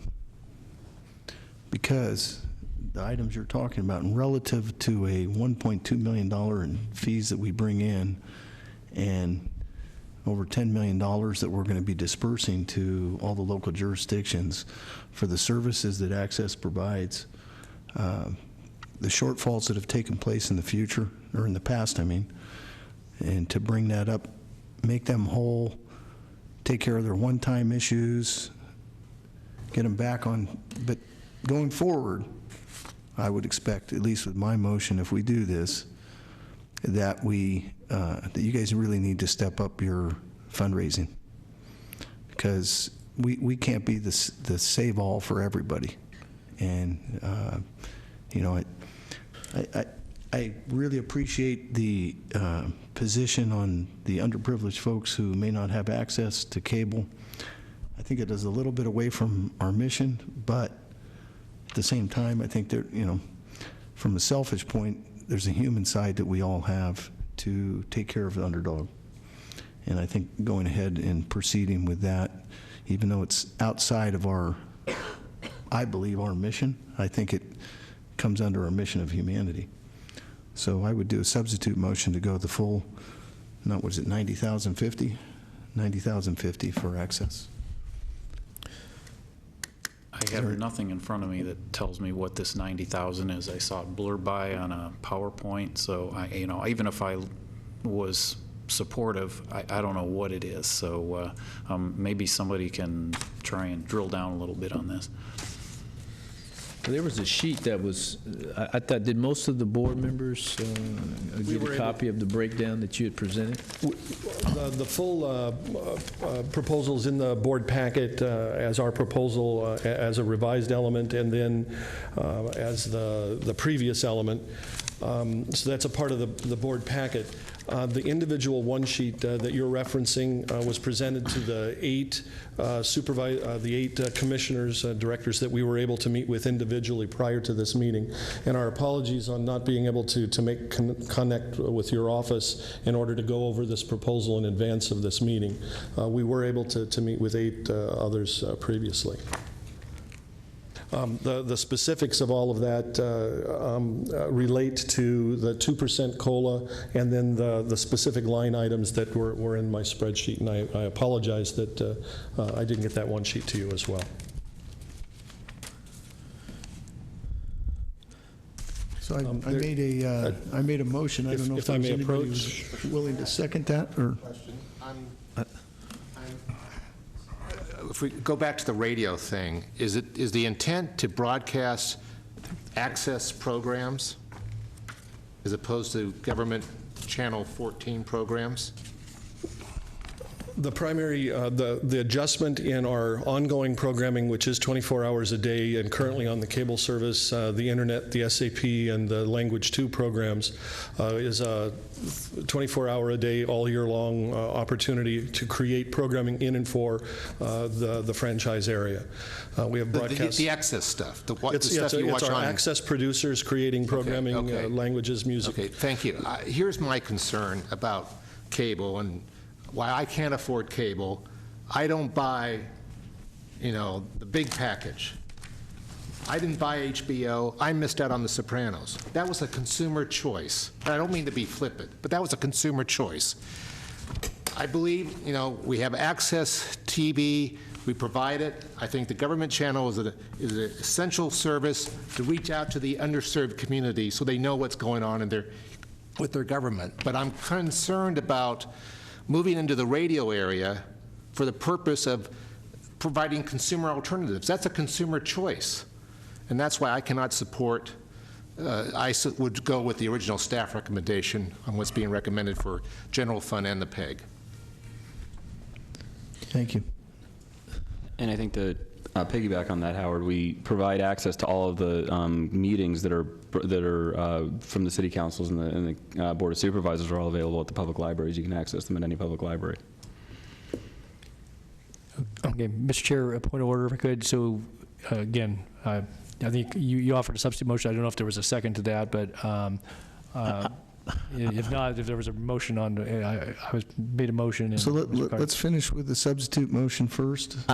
I wanted to get clarity on what the difference was between the substitute motion and.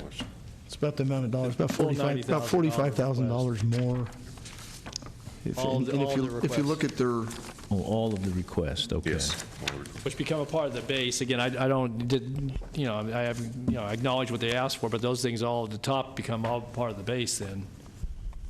Which, we can do that, but I was going to allow them $4,000 or $5,000 to cover some of those costs, which could become part of the base, but that wasn't the intent of my motion, was to take care of the radio broadcast. Understanding the difference of opinion, some of the connectivity and tower costs, and then they would have a few $1,000s left over to deal with some of the other issues relative to the 2% COLA or other increased costs, and that would be up to them in their own budget to figure that out. So, but anyway. So Supervisor Natoli, just to clarify, your motion did not include any increase in the base? It would in the sense of $4,000 or $5,000 that would be, I guess, into the base because. Okay, we probably should just clarify that the motion is 55,000, 50,000 in one time and 5,000 as an increase to the base. If I would. Yeah, that would be fine. And we have a motion and a substitute motion, and I'd like to provide some input on where that would be funded from, with whichever motion goes forward. My suggestion is it comes out of the allocations to the agencies. Okay. I was going to suggest, Supervisor Natoli suggested the closed captioning. I would probably be comfortable not more than 20,000 from the closed captioning. We have an increase in reserve of 100,000. I think some of the funding could come from the increase in the reserve. We can reduce the proposed increase of the reserve, and then the remainder, I believe, could, you know, come from the member agency revenue distributions. That would be my suggestion, but. And as part of my motion, I would, you know, specify the 20,000 in the budget adjustment on the closed captioning, and then I would just leave the balance. The other 35,000 would either come from contingency or member. And I'd leave it to you to figure that out, Bob, or if you need direction. But that would, so. Yeah, I'm more inclined to agree with that motion. So I can't support the substitute motion. If there's no support for the substitute motion, then we'll go to the original motion from Natoli, seconded by McCarty. Any more discussion on that? I'm sorry, for clarification, we're reducing closed captioning from 115 to 95,000, and the rest will come out of member agency distribution, the balance of the 55, correct? Bob had another item to take it out of. From 110 to 90. I would say Supervisor Natoli's suggestion, 20,000 from the closed captioning, and then the remaining 35, 20,000 as a reduction to the amount to go into the reserves, and then the remainder 15,000 from the member agency revenue distribution. Okay. I agree. And just for clarification, this is still a one-time, correct? We're talking about this is a one-time. The 50,000 will be one time. Right. And 5,000 would be an increase to the base. In their base. Okay. Okay, so we have a motion and a second. Is everybody clear on that? Mm-hmm. Okay, so all those in favor, vote on your screen. And noes and abstains. When everybody's done, Karen, do you have everybody who's voted? I have 6 yeses and 3 noes. Okay. Okay, since there's no screen up, I think we should announce. A voice vote? A voice, well, at least announce the vote. There we go. Okay. I apologize. This is still new equipment. This is Yeah. our second meeting with it. Okay. Okay, is there anything else you need, Bob? No, because I believe that was a recommendation on the overall budget recommendations with those adjustments as articulated by Supervisor Natoli. I believe we have enough information to carry out that direction. Next item, Karen. Thank you. Item number 2 is resolution number 2014-0110, approving the 4th amendment to the license and operation agreements with the channel licensees. Okay, thank you. Bob Davison again. Just got to find my place. So every couple of years, we basically re-approve these licensing and operations agreements. I just do want to point out there's actually a few differences. There were several things. I've had a lot of conversations with the channel licensees. A lot of questions were, why are you asking us this? Why do we have to submit, you know, 2 things to you every year and such? And then on our side, there's a lot of things that come to us that I've asked the same questions, you know, why can't we have an annual report? Why do we need 2 reports and such? So we worked with the channel licensees. We discussed the information that we really want to get from the channel licensees. And this updated agreement reflects some changes that I think are going to put the reporting requirements, significant reporting requirements to the channel licensees, but streamlines things and gives some flexibility so we're not asking for things that we don't need. With that, I can give you more detail, or I can just go right into the recommendation. Well, we just lost a few folks. I don't know if we got a quorum. Still have a quorum? We're just discussing that. Six is a quorum. Okay, just checking. The rest of you are here for the duration. Maybe. So we do have actual action items coming up, and we do need 6 affirmative votes in order to take action. Let's move along. So we should move I'll go very along quickly. if possible. And if we need to, can we move those items up if we need to? Yes. Yeah. Is there anything left on this item, Bob, that you? No, that's my presentation. I'll go ahead and move the resolution. Second. Second. Okay, we'll open and close public comment since we don't have anybody. We got a motion and a second. All those in favor? Or vote on screen. Oops, I have one that have not voted. I didn't get a chance to vote there. It I'm went too sorry, see, quick. I was too quick this time. Sorry about that. Okay, one more time, Okay, please. vote again. I think we got everybody. She got 6. No, I still count 5, sir. Somebody hasn't voted? Thank you. So that's 6 out of 6. Okay. Motion carries. Next item. Item number 3 is July 1st, 2013 actuarial report on GASB 45 retiree benefit valuations and the resolution to approve the pre-funding of the OPEB benefits. Really, there's 2 things going on here. This is a backup for the amount that already was approved in the budget that will go into the OPEB trust. On top of that, as being a member of the CalPERS OPEB trust, we're required to do biannual valuations from an actuary. This item also includes that actuary report.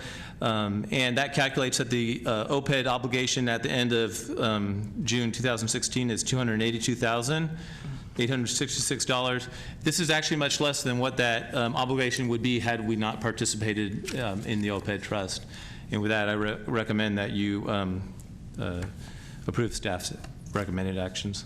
Okay, we'll open and close public comment. We have no one signed up to speak on the report. We'll receive and file, and then we'll take a, is anybody? And adopt a resolution, I believe. Have a motion. Does anybody have a motion on resolution number? Move the resolution. I'll second. Have a motion and second. Vote on screen. Okay, that's 6 out of 6. All right, passes unanimously. Next item. Item number 4 is the Sacramento County's calendar year 2014 investment policy for the pool investment fund. Really quickly, as a participant in the county's pool investment fund, the commission boards is required to receive and file the policy, which would constitute consideration at a public meeting. And with that, I recommend that you approve the receive and file action for this item. Okay, so this is just a receive and file. Is there any questions, Bob? Okay. Thank you. Item number Next item. 5 is the calendar year 2013 surplus properties of the Cable Commission. And that's essentially what it is. It's a receive and file of the surplus, the list of surplus property for the Cable Commission. If there's no questions, I Any recommend. questions? Okay, we'll receive and file and go to the next item. Item number 6 is the election of the chair and vice chair for fiscal year 2014-15. Does that explain why a couple of members left? I'm not sure. Those are the ones that are going to get caught. I didn't recommend that, but I typically don't do a staff report. We have provided you the past history of chair and vice chairs. There used to be a rotation. Honestly, we've gone away from that rotation, and it's really just something I serve up to the chair to conduct. And but it's necessary to select the chair and the vice chair for the next year. Well, it looks like it's been all over the board how it's been done, so. Yeah. Do we have any nominations? Well, if Ted's interested, I'll nominate Ted as chair. Sure. And I'll second that. All right. Just give me a few meetings to get to learn the flow of it. So there'll be some mistakes. Got a great template here for you. You'll love it. Exactly. Nice. All right, so we have a. I hope I know you're not elected for a term, so I just hope it all's good over there in District 4 up top, so. Things are doing fine. All right. All right, so we have a nomination for Ted and a second. All those in favor? Vote on screen. That is 6 out of 6. Motion passes. Okay, and then I guess we have to nominate a vice chair as well. Do we have a nomination for vice chair? I would nominate Alan Warren. Okay, we've got a nomination for Alan Warren in a second. Been left. He's got a lot of In passion. favor? I like that. Believing. Vote on screen. Teach him to leave early. 6 out of 6. Motion passes. All right, so we got a new chair, a new vice chair. Congratulations, and we'll move on to the next item. Item number 7 is a report from our, Bob, what is your title? I'm the sorry, it's executive getting late. director. Executive Director of the Cable Commission. Okay. I just have a few things. I'll try to keep it brief. One is, I told your commission last year sometime that we were going to go do a commission position benefits and salary comparison report. And we've hired a firm to prepare that report. As discussed actually at the commission when we first talked about it, we have unique positions at Metro Cable, and I wanted to bring that report in before this budget and wasn't able to do it. We've hired a firm. They've prepared some preliminary comparisons, and honestly, we're not completely satisfied that the comparisons reflect the positions that are being compared. So we're having some trouble with that report. It's something that Karen and I both are going to make a commitment to get done, and we've come up with various options. We've expanded the scope where we're looking. We've talked about looking to the Bay Area. We've talked about looking to Southern California, even with appropriate cost of living adjustments, because obviously those would not be direct comparisons. But we are continuing to work on that report, but I just wanted to give you a status of that because you really haven't heard from me on that since we first talked about it. So that's the first thing I wanted to talk about. The next item is really late breaking news. SCCC has notified the Cable Commission that there's a potentially damaging situation developing with Sacramento State University. The Sac State Vice President has informed SCCC that CSUS was withdrawing from all of its SECC and BestNet partnerships. He provided some assurance that the educational channels playback systems would remain in operation for at least another year, and that Sacramento State would lease SECC rack space to continue as the BestNet hub. However, since then, SECC was notified that Sac State has shut down the educational channel playback system with no notification. This is just late developing news. It really just came out last week. We didn't really have time to prepare this as an agenda item. I plan to work with Liz Rhodes and see if there's anything that the Cable Commission can do to sort out the situation with Sac State. Also, I would ask is that we possibly could be setting up some meetings on this subject. And I know I've already talked about it with Chair Detrick, but if certain board members were available to come to such meetings, that would be of great help. I can certainly coordinate that with Chair Walter, and I know that current Chair Detrick has offered to participate, but I'm not sure what meetings will be required, so it's something that is just developing. It's kind of akin how we orchestrated meetings when the DIVCA was going forward, and we had a couple of meetings with elected officials and certain Cable Commission board members went. So I would like to proceed. I have certain authority to write letters and such, and I mean, we can work with Liz. If a letter to Sac State is needed, we can get that done. We can work with the chair to get that signed and possibly participate in meetings. Liz Rhodes is here, and she probably want to augment what I'm saying, but it's just something that was of significance. Your commission has invested significant dollars in BestNet, as well as having 2 educational channels that up till now Sac State has been a huge partner in, and that relationship seems to be changing, and it's important for your commission to know that. Bob, one of my suggestions would be if you were to email all the commissioners and find out if any of them has any relationships with Sac State already. Okay. Because that would be a pretty viable candidate if you do have a face-to-face meeting. I will do that. So you might bring the chief with carrying a pistol. That always seems to get a little bit of attention too. Are they looking for volunteers? Because I'd be willing to attend one of those meetings. Just as a comment, it may be appropriate. We have a 4-channel distribution system that's in play that we use for the different outreach that we use. If the distribution is coming from SECC okay, all right, because if you needed a host temporarily, we might have a channel within our computers to help you. And Commissioner Turner also volunteered. Yeah, it'd be interesting going to the meetings or attending on behalf of the commission as well. Okay. Thank you. That's all I had. Any other questions, Bob, relative to general administration? All right, let's go to item 8. Karen?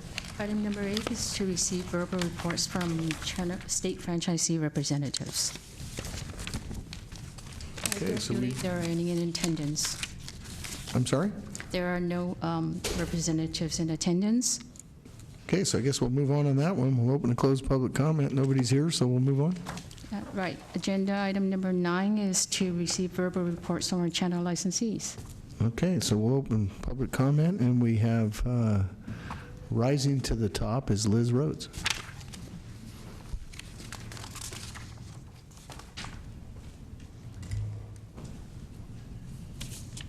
Liz Rhodes, Executive Director, SECC. Just a quick comment in terms of that playback. I really want to compliment Comcast and Sacramento City College because they stepped up to the plate. We were not dark on our channels at all. And again, I appreciate very much the help of your staff and your help in terms of rectifying this. I think there's just some conversations that need to happen. We are currently still working with a couple of other colleges within the university, and our partnerships in those areas continue. So, but I did want to compliment City College and Comcast because they stepped up very quickly, and like I said, community never saw that there was any change in those channels whatsoever. So we're good, and thanks to Access for just offering now. On a brighter note, I do want to share, because time is short, I just want to share a real quick video with you, 2 minutes of our opening of our SIVA Awards this year. It was fabulous. Many of you were there.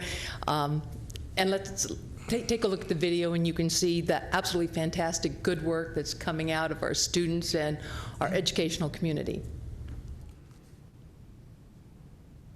Maybe. We had over 400 entries this year and over 1,000 people at the awards at Sac State. I just love making videos. I mean, I love the production of it, I love filming it, I love editing it the most because you can do just whatever you want because it's editing. You can do anything with editing. I did everything. I was working, I was doing camera, I was editing, I was sometimes in the film, just recording myself, and then I was director, producer, I did it all by myself. Just being able to put the pieces together to form a production. Just the organization and having a vision and a plan and following through with that and seeing it come to life, that was just a major learning experience in itself. And with me, it's like, oh, we need to do this perfect because then it's not going to come out good. Like, you don't want to give them something that's like, you want something that you would be proud of and you really want to be shown. I really do like the SIVAs. It's just a really good chance for kids to share their message, show how they do things, and then maybe educate somebody on a certain topic. It's really nice. I really like it. News team, assemble!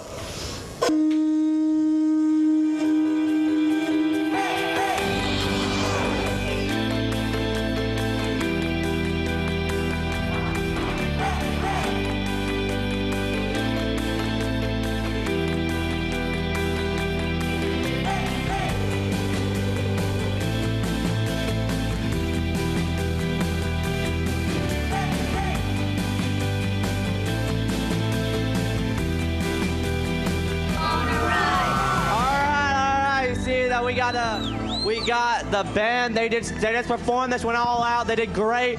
Our generation, the kids of our age, are more interested in visual. Like before, it was photographs, but now we have a chance to actually show them what's happening. Good morning, Wolfpack. I'm Karina Gonzalez. Time for First Things First on TJTV. Do you think video is a good tool to use to share your ideas? Yeah. Why? Because sometimes when you can't go around the whole world and you don't do it, you'll get tired and you'll want to walk back home. You can just put it on YouTube. And you can just put it on YouTube, and so everyone can see it. But sometimes when it's your first time, sometimes you can be a little bit nervous. I learned that. Welcome to the Sivas. So you can see amazing, amazing work by all ages, by lots of schools, and in Sacramento we get to show every single one of these on our channels. And we are so excited, and thank you so much for making that kind of thing possible. Thank you. And Chair, may I just make one comment?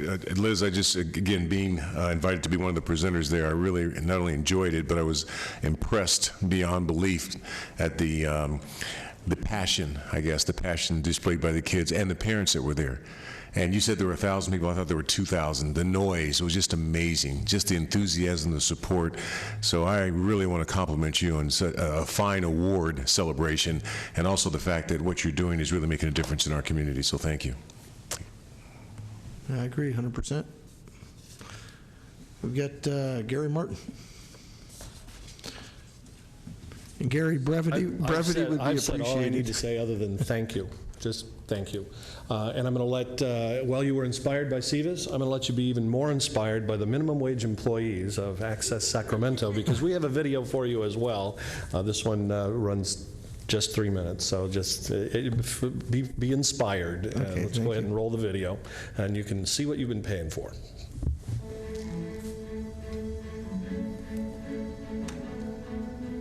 And again, those of us in California and throughout the nation, California Highway Patrol has a deservedly high reputation, even among other state patrols.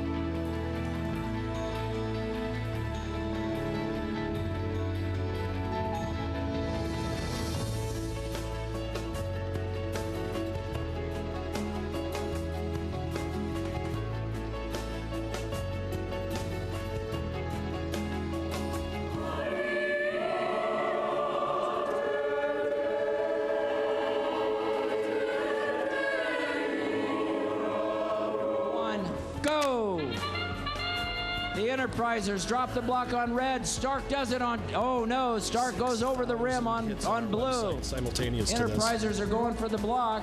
Stark pushes them on. Here comes Hot Wired for the red.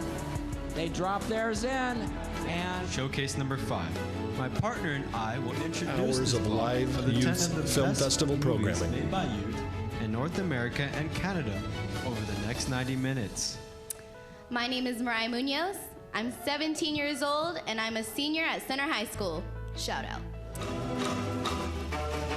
Pacific Performing Arts Festival.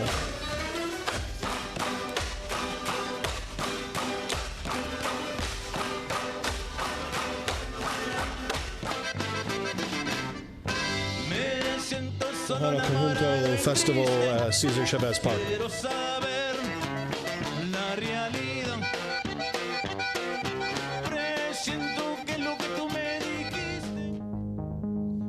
Our news blog in partnership with the California Endowment.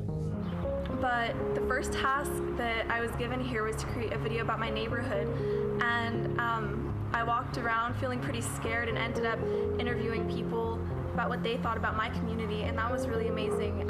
It was kind of a stepping stone to interviewing a lot more people. 25 sporting events, including Jake Browning from Folsom, the #1 high school football player in California. Look at this. This is just the way you draw it up on a drawing board, inside, outside, picks up a block, breaks a tackle, and then it's a race to the end zone. Boy, that's a nice play here. Back up.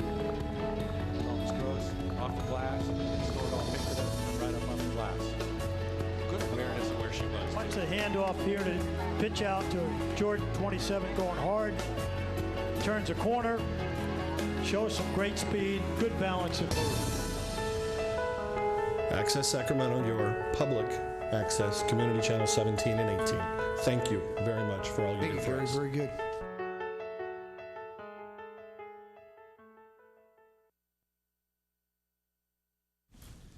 Just wanted to say thank you for the PEG funding request that we had. As you know, we requested only PEG funds. We've done that for a couple of years, and that allows more money to go back to the other licensees and to the commission. So thank you for what you've done. And in speaking with the other licensees, we felt like since the PEG funding is still relatively new, that we might not all really know what the PEG funding is, what it does. So we wanted to share with you a video.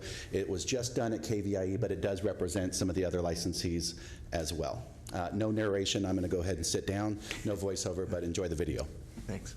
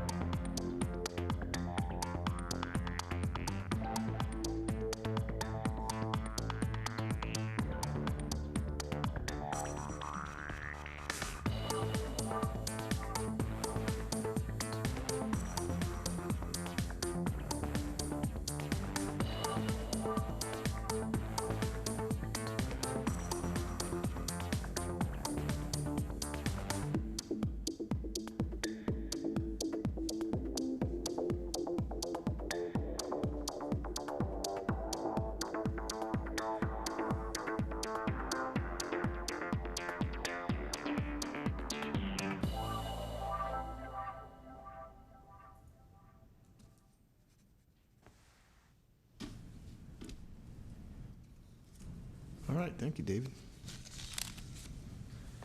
Now we're down to our last speaker on this item is Arlie Gibson.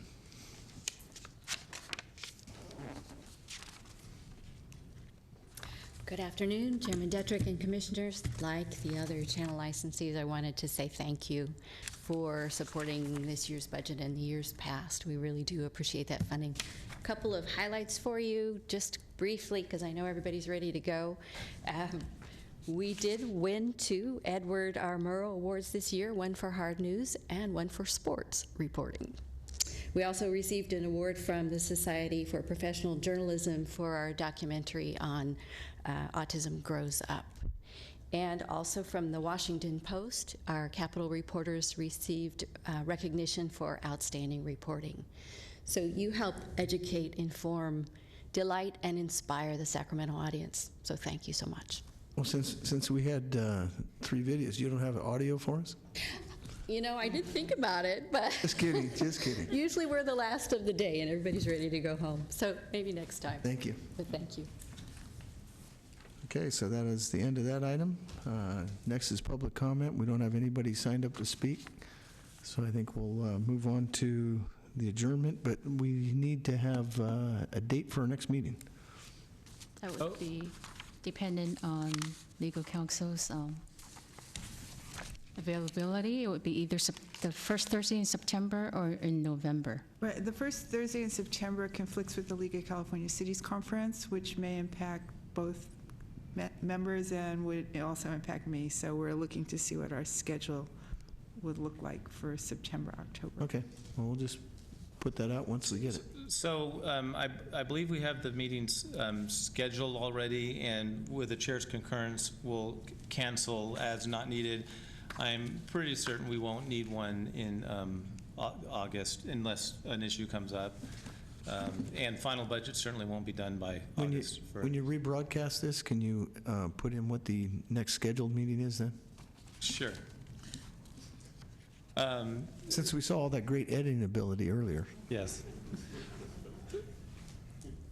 Okay, so if there's nothing else, adjourn. Thanks. Congratulations.